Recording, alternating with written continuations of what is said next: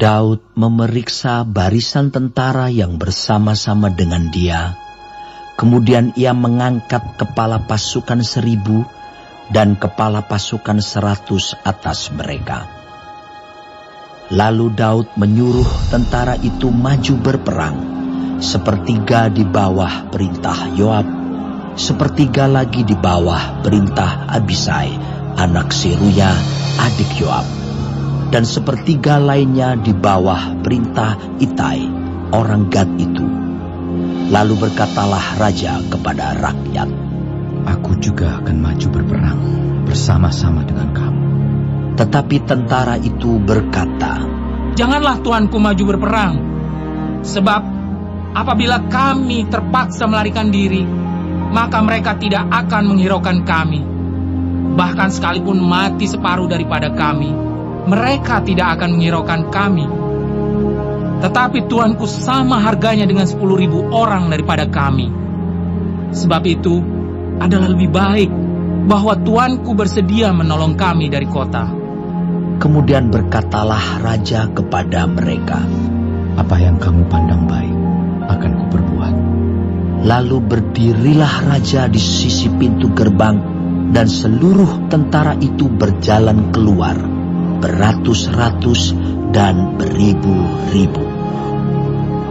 Dan raja memerintahkan kepada Yoab, Abisai, dan Itai demikian, "Perlakukanlah Absalom, orang muda itu, dengan lunak karena aku."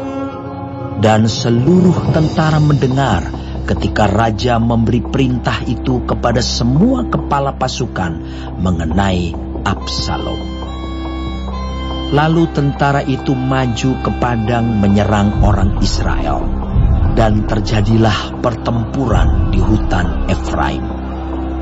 Tentara Israel terpukul kalah di sana oleh orang-orang Daud, dan pada hari itu terjadilah di sana pertumpahan darah yang dahsyat.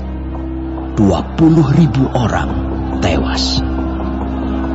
Kemudian pertempuran meluas dari sana meliputi seluruh daerah itu, dan hutan itu memakan lebih banyak orang di antara tentara daripada yang dimakan pedang pada hari itu. Kebetulan Absalom bertemu dengan orang-orang Daud. Adapun Absalom menunggangi Bagal. Ketika Bagal itu lewat di bawah jalinan dahan-dahan pohon tarbantin yang besar, tersangkutlah kepalanya pada pohon tarbantin itu, sehingga ia tergantung antara langit dan bumi, sedang Bagal yang dikendarainya berlari terus. Seseorang melihatnya, lalu memberitahu Yoab, katanya, "Aku melihat Absalom tergantung pada pohon tarbantin." Yoab berkata kepada orang yang memberitahu kepadanya itu, "Apa? Jika engkau melihatnya, mengapa engkau tidak membanting dia ke tanah di tempat itu juga? Maka selayaknya aku memberi engkau 10 sikal perak dan 1 ikat pinggang." Tetapi orang itu berkata kepada Yoab, "Sekalipun aku mendapat 1000 sikal perak di telapak tanganku, takkan aku menjamah anak raja itu. Sebab di depan telinga kamilah raja memberi perintah kepadamu dan kepada Abisai dan kepada Itai. Katanya, lindungilah Absalom orang muda itu karena aku. Sebaliknya, jika aku mencabut nyawanya dengan khianat, tidak ada sesuatu pun yang tinggal tersembunyi kepada raja, maka engkau akan menjauhkan diri." Tetapi Yoab berkata, "Aku tidak mau membuang-buang waktu dengan kau seperti ini." Lalu diambilnyalah 3 lembing dalam tangannya, dan ditikamkannya ke dada Absalom, sedang ia masih hidup di tengah-tengah dahan pohon tarbantin itu. Kemudian 10 bujang pembawa senjata Yoab mengelilingi Absalom, lalu memukul dan membunuh dia. Sesudah itu Yoab meniup sangkakala, sehingga tentara berhenti mengejar orang Israel, sebab Yoab mau menahan tentaranya itu. Lalu mereka mengambil mayat Absalom dan melemparkannya ke dalam lobang yang besar di hutan itu. Kemudian mereka mendirikan di atasnya timbunan batu yang sangat besar. Dan seluruh orang Israel melarikan diri masing-masing ke kemahnya. Sewaktu hidupnya, Absalom telah mendirikan bagi dirinya sendiri tugu yang sekarang ada di lembah raja. Sebab katanya, Aku tidak ada anak laki-laki untuk melanjutkan ingatan kepada namaku. dan ia telah menamai tugu itu menurut namanya sendiri. Sebab itu sampai hari ini tugu itu dinamai orang Tugu Peringatan Absalom. Kemudian berkatalah Ahimaas bin Zadok, Biarlah aku berlari menyampaikan kabar yang baik itu kepada raja, bahwa Tuhan telah memberi keadilan kepadanya dengan melepaskan dia dari tangan musuhnya. tetapi berkatalah Yoab kepadanya, Pada hari ini, bukan engkau yang menjadi pembawa kabar. Pada hari lain, boleh engkau yang menyampaikan kabar. Tetapi pada hari ini, engkau tidak akan menyampaikan kabar, karena anak raja sudah mati. Lalu berkatalah Yoab kepada seorang Etiopia, Pergilah, beritahukanlah kepada raja apa yang kau lihat. Orang Etiopia itu sujud menyembah kepada Yoab, lalu berlari pergi. Tetapi berkatalah sekali lagi Ahimaas bin Zadok kepada Yoab, Apapun yang terjadi, izinkanlah juga aku berlari pergi menyusul orang Etiopia itu. Tetapi kata Yoab, Mengapa juga engkau mau berlari pergi, anakku? Apakah engkau membawa kabar yang menguntungkanmu? jawabnya. Apapun yang terjadi, aku mau berlari pergi. Lalu berkatalah Yoab kepadanya, Kalau demikian, larilah. maka berlarilah Ahimaas mengambil jalan dari lembah Yordan, sehingga ia mendahului orang Etiopia itu. Adapun Daud duduk di antara kedua pintu gerbang, sedang penjaga naik ke sotoh pintu gerbang itu di atas tembok.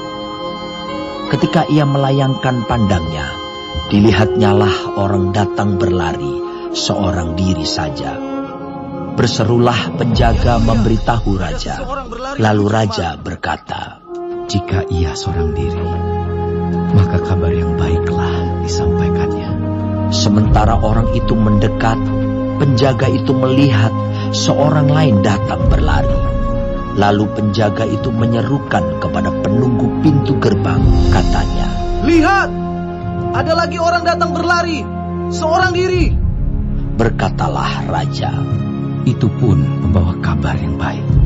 Sesudah itu berkatalah penjaga, Aku lihat cara berlari orang yang pertama itu seperti cara berlari Ahimaas bin Zadok. Berkatalah raja. Itu orang baik. Ia datang membawa kabar yang baik. Lalu Ahimaas berseru, katanya kepada raja. Selamat! Kemudian sujudlah ia menyembah kepada raja dengan mukanya ke tanah, serta berkata, Terpujilah Tuhan Allahmu yang telah menyerahkan orang-orang yang menggerakkan tangannya melawan tuanku raja. Lalu bertanyalah raja. Selamatkah Absalom, orang muda itu? Jawab Ahimaas, Aku melihat keributan yang besar ketika Yoab menyuruh pergi hamba raja, hambamu ini. Tetapi aku tidak tahu apa itu. Kemudian berkatalah raja. Pergilah ke samping, berdirilah di sini. Ia pergi ke samping dan tinggal berdiri. Maka datanglah orang Etiopia itu. Kata orang Etiopia itu, Tuanku Raja mendapat kabar yang baik, sebab Tuhan telah memberi keadilan kepadamu pada hari ini, dengan melepaskan tuanku dari tangan semua orang yang bangkit menentang tuanku. tetapi bertanyalah raja kepada orang Etiopia itu. Selamatkah Absalom, orang muda itu? Jawab orang Etiopia itu, Biarlah seperti orang muda itu musuh tuanku Raja, dan semua orang yang bangkit menentang tuanku untuk berbuat jahat. Maka terkejutlah raja, dan dengan sedih ia naik ke anjungan pintu gerbang, lalu menangis. Dan beginilah perkataannya sambil berjalan. Anakku, Absalom, anakku, anakku Absalom.